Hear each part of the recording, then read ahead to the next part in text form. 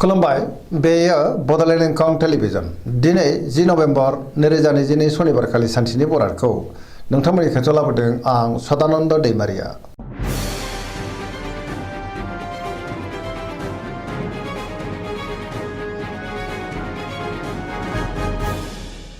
सिगां फरायनो लादों मेष राशि गिबि हांखो अ ल दिनैनि साना जोबोर मोजां मोनफ्रोमबो खामानिखौनो मोजाङैनो मावफुंलांनो हागोन। सुथुरखौ दिनै गोरलैयैनो फेजेननोबो हागोन। बयजोंबो गोरोबनो रोंगोन। मावनो लानाय खामानिखौ थि समावनो आरो गोरलैयैनो मावफुंनोबो हागोन। गोसोखौ दिनै जोबोर गोजोननाय मोनगोन। देहाया मोजाङै थागोन अब्लाबो नाथाय जानाय लोंनायाव सांग्रां जानांगोन। रांखावरियाव मोजां बेफार फालांगियावबो जोबोर मोजां मुलाम्फा मोननो हागोन। सोरबा गोजाम लोगोजों बहाबा लोगो मोनज्लायनो हागौ आरो बिसोरनि हेफाजाबखौबो मोननो हागौ। न'खराव दिनै अनलायनाय फैगोन। बिमा बिफानिफ्राय अननाय आरो बोरखौ मोननो हागौ। गुबुननि गोसोखौ गोरलैयैनो बोनोबो हागोन। गोसोनि बोलोआ बांगोन। समाजाव दिनै बयजोंबो गोरोबनो रोंगोन। लाइमोनफोरा जोबोर रमान्टिक जागोन आरो गावबा गावनि गोसोनि साननायखौ फोरमायलायनोबो हागोन। पजिटिभ एनार्जिनि गोहोमबो गोग्लैनो हागौ। वृष राशि गिबि हांखो इ उ ब दिनैनि साना जोबोर मोजां। गोबां मोजां खाबु फैनोबो हागौ। मोनफ्रोमबो बिथिङावनो जाफुंसारगोन। गोसोआ दिनै जोबोर खुसि जागोन। गोसोनि साननायफ्रा जाफुंनोबो हागौ। गोसोनि बोलोआ बांगोन।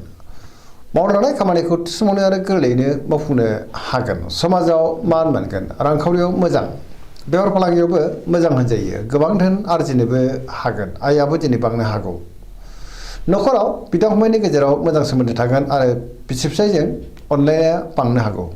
देहाया मोजाङै थागोन। गुबुननिफ्राय थोजासे हेफाजाबबो मोननो हागौ। जायखि खामानि मावा मानो मोनफ्रोमबो खामानिखौनो दिनै गोरलैयैनो मावफुंलांनो हागोन। सोरबा लोगोनिफ्राय थोजासे अनसायनाय मोननो हागोन। गोसोनि साननायफ्रा मोगथाङाव जाफुंनो हागौ। धोरोमारि बिथिङावबो दिनै गोसो दुंखांगोन। लाइमोनफ्रा जोबोर खुसि जागोन। मिथुन राशि गिबि हांखो क स दिनैनि साना जोबोर मोजां। गोसोआव पजिटिभ साननाय फैगोन। गोथों आरो गोग्गो साननो रोंगोन। गियाननि आंखाल जानाय नङा। मोनफ्रोमबो खामानिखौनो मोजाङैनो मावफुंलांनो हागोन। गियाननि आंखाल जानाय नङा। गोसोआ दिनै जोबोर खुसि जागोन।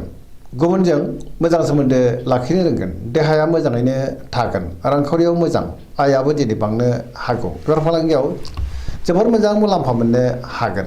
न'खराव दिनै अननानै फैगोन। गोसोनि बोलोआ बांगोन। समाजाव बयजोंबो मान होजागोन। मावनो लानाय खामानिखौ थि समावनो मावफुंनो हानानै गोसोआ दिनै जोबोर खुसि जागोन। सोरबा लोगोनिफ्राय थोजासे हेफाजाबबो मोननो हागौ। गुबुनजों मोजां सोमोन्दो लाखिनोबो रोंगोन। बहाबा थाङोब्ला दिनै जोबोर मोजां आरो मोजाङैनो हान्थिनोबो हागोन। लाइमोनफोरनि गोसोआ दिनै जोबोर रमान्टिक जागोन आरो गावबा गावनि गोसोनि साननायखौ फोरमायलायनोबो हागोन। कर्कट राशि गिबि हांखो द ह दिनैनि साना जोबोर मोजां। गोसोखौ दिनै जोबोर गोजोननाय मोनगोन। सोरजोंबा बाख्नाय जानो हागौ। माबा नङा माबा मोनसे मोजां खौरां फैनोबो हागौ। सोरबा लोगोजों बाख्नाय जानानै गोसोआ दिनै जोबोर खुसि जागोन। गोसोनि साननायफ्रा जाफुंनो हागौ। गोसोआव दिनै पजिटिभ साननाय फैगोन। गोथों आरो गोग्गो साननो रोंगोन। गियाननि आंखाल जानाय नङा। मावनो लानाय खामानिखौ थि समावनो आरो गोरलैयैनो मावफुंनोबो हागोन। रांखावरियाव दिनै जोबोर मोजां होनजायो। गोबां धोन आरजिनोबो हागोन। बेफार फालांगियाव जोबोर मोजां मुलाम्फा मोनगोन।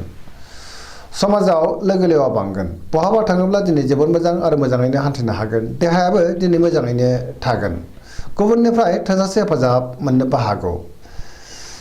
गोसोआ दिनै जोबोर खुसि जागोन आरो पजिटिभ साननो रोंगोन।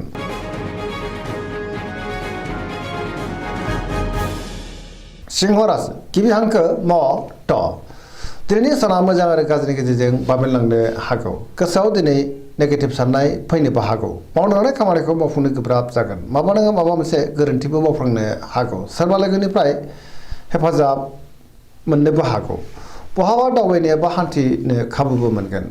अब्लाबो नाथाय सांग्रां जानांगोन। रांखावरियाव मोजां बेफार फालांगियावबो मोजां होनजायो। गोसोनि साननायखौ दिनै गुबुननो फोरमायनो हागोन। न'खराव अनलायनाय फैगोन। समाजावबो मान मोननो हागोन। गुबुननि गोसोखौ बोनो नाथाय गोब्राब जागोन।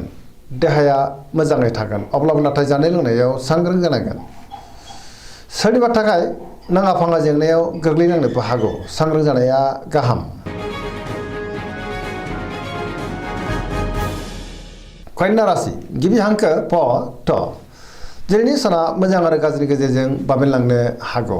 गुबुननि थाखाय नाङा फाङा जेंनायाव गोग्लैनांनोबो हागौ। गोसोआव दिनै नेगेटिभ साननाय फैगोन। गोथों आरो गोग्गो साननो रोंनाय नङा। गियाननि आंखालबो जानो हागौ। रांखावरियाव मोजां अब्लाबो नाथाय खरसायाबो बांगोन। बेफार फालांगियाव मोजां होनजायो। देहाया दिनै मोजाङैनो थागोन। न'खराव अननानै फैगोन। गोबां खामानियाव दिनै मुखुबबो थागोन। सोरजोंबा रायखोमा जानोबो हागौ। सुथुराबो बांनो हागौ। सांग्रां जानाया गाहाम। गोसोआव दिनै नेगेटिभ साननायबो फैनो हागौ आरो नेगेटिभ एनार्जिनि गोहोमबो गोग्लैनो हागौ।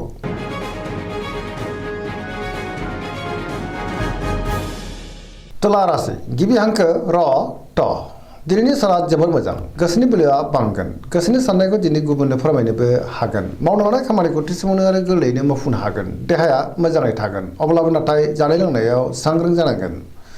रांखावरियाव मोजां बेफार फालांगियावबो जोबोर मोजां मुलाम्फा मोनगोन। न'खराव बिसि फिसायनि गेजेराव अनलायनाय फैगोन। बिदा फंबायजों मोजां सोमोन्दो थागोन। गुबुननि थाखाय गोबां मोजां खामानि मावनानै होनोबो हागोन। सोरजोंबा बाख्नाय जानोबो हागौ। लोगोफोरनि हेफाजाबखौ मोननो हागोन। गोदान खामानियाव दिनै आखाइ होजेननोबो हागोन। सेंग्रा सिख्लाफ्रा जोबोर रमान्टिक जागोन आरो गावबा गावनि गोसोनि साननायखौ फोरमायलायनोबो हागोन। पजिटिभ एनार्जिनि गोहोमबो गोग्लैनो हागौ।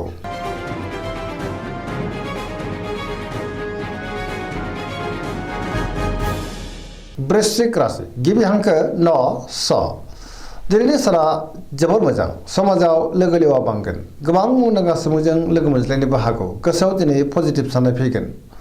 मावनो लानाय खामानिखौ थि समावनो आरो गोरलैयैनो मावफुंनोबो हागोन। सिगांनि बबेबा आद्रा खामानिखौबो दिनै मावफुंनो हागौ। समाजाव लोगो लेवा बांगोन। सोरबा गोजाम लोगोजों बहाबा लोगो मोनज्लायनानै गोसोआ दिनै जोबोर खुसि जागोन। गोसोआव गोग्गो आरो गोथों साननाय फैगोन। मावनो लानाय खामानिखौ थि समावनो मावफुंनो हागोन। गुबुननिफ्राय थोजासे हेफाजाबबो मोननो हागौ। गोसोनि साननाया दिनै मोगथाङाव जाफुंगोन। गोसोआ जोबोर रमान्टिकबो जागोन आरो गावबा गावनि गोसोनि साननायखौ लाइमोनफ्रा फोरमायलायनोबो हागोन। न'खराव अननानै फैगोन। रांखावरियाव मोजां अब्लाबो नाथाय खरसायाबो बांनो हागौ। गुबुननि थाखाय गोबां मोजां खामानि मावनानै होनोबो हागोन आरो सोरजोंबा मान होजागोन। फरायसाफ्रा दिनै फरायनायाव गोसो दुंखांगोन आरो मोजां फिथाइ मोननोबो हागोन।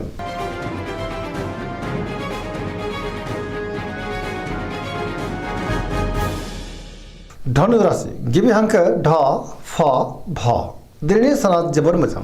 गोबां मोजां खाबु फैनोबो हागौ। गोसोआव दिनै गोग्गो आरो गोथों साननाय फैगोन। गियाननि आंखाल जानाय नङा।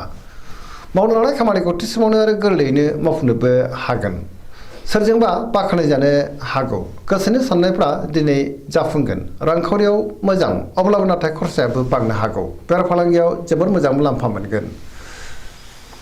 सोरजोंबा बाख्नाय जानानै गोसोआ दिनै जोबोर खुसिबो जागोन। समाजाव मान मोननो हागोन। देहाया मोजाङै थागोन। सोरजोंबा बाख्नाय जानानै गोसोआ दिनै जोबोर खुसि जागोन आरो गुबुनजों मोजां सोमोन्दो लाखिनोबो रोंगोन। बहानिफ्रायबा मोजां खौरां फैनोबो हागौ। लाइमोनफोरनि गोसोआ दिनै जोबोर रमान्टिक जागोन आरो गावबा गावनि गोसोनि साननायखौ फोरमायलायनोबो हागोन।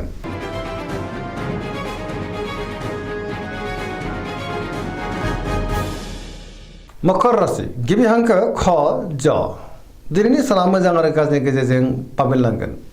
गोसोनि साननाया देबार नांनो हागौ। मावनो लानाय खामानिखौ थि समावनो मावफुंनो गोब्राब जागोन। माबा नङा माबा मोनसे गोरोन्थिबो मावफ्लांनो हागौ। रांखावरियाव मोजां अब्लाबो नाथाय खरसायाबो बांनो हागौ। बेफार फालांगियाव मोजां होनजायो। गोबां मुंदांखा सुबुंजों दिनै लोगो मोनज्लायनोबो हागौ। अब्लाबो नाथाय गुबुनजों मोजां सोमोन्दो लाखिनो गोब्राब जागोन। माबा नङा माबा मोनसे गोरोन्थि मावफ्लांनोबो हागौ। सोरजोंबा रायखोमा जानोबो हागौ। गोदान खामानियाव आखाइ होजेननो गोब्राब जागोन। न'खराव अननानै फैगोन। बिदा फंबायनि हेफाजाबखौ मोननो हागोन। सेंग्रा सिख्लाफ्रा जोबोर रमान्टिक जागोन आरो गावबा गावनि गोसोनि साननायखौ फोरमायलायनोबो हागोन। फरायसाफ्रा दिनै फरायनायाव गोसो दुंखांगोन आरो मोजां फिथाइ मोननोबो हागोन।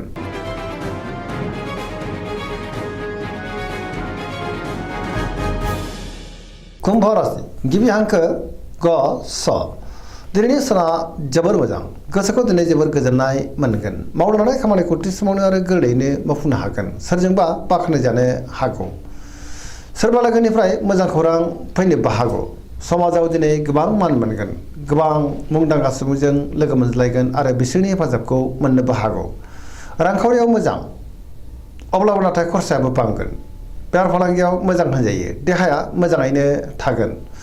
गुबुननिफ्राय थोजासे हेफाजाबबो मोननो हागोन। बिमा बिफानि अननाय आरिफोरखौबो मोननो हागौ।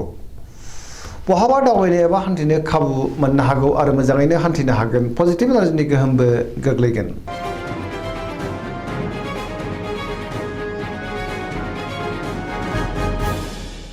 मीन राशि गिबि हांखो ड स दिनैनि साना जोबोर मोजां। गुबुननि थाखाय गोबां मोजां खामानि मावनानै होनोबो हागोन। गोबां मोजां खाबुबो फैनो हागौ।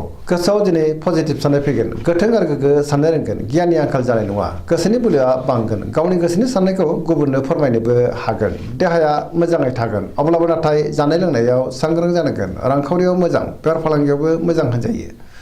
न'खराव बिमा बिफानि अननाय आरिफोरखौ मोननो हागोन। सोरजोंबा बाख्नायजानो हागौ। लाइमोनफोरनि गोसोआ दिनै जोबोर रमान्टिक जागोन आरो गावबा गावनि गोसोनि साननायखौ फोरमायलायनोबो हागोन। फरायसाफ्रा दिनै फरायनायाव गोसो दुंखांगोन आरो मोजां फिथाइ मोननोबो हागोन। दिनैनि राशि फरायनाया एसेनोसै। जोबनायाव बेखौनो खावलायो जाहाथे नोंथांमोना सानफ्रामबो जोंनि बे बड'लेण्ड इंखं टेलिभिजनखौ नायबाय थायो आरो साबस्क्राइब खालामो, लोगोसे लाइक खालामो आरो शेयार खालामो। एसेनोसै। गोजोन्थों।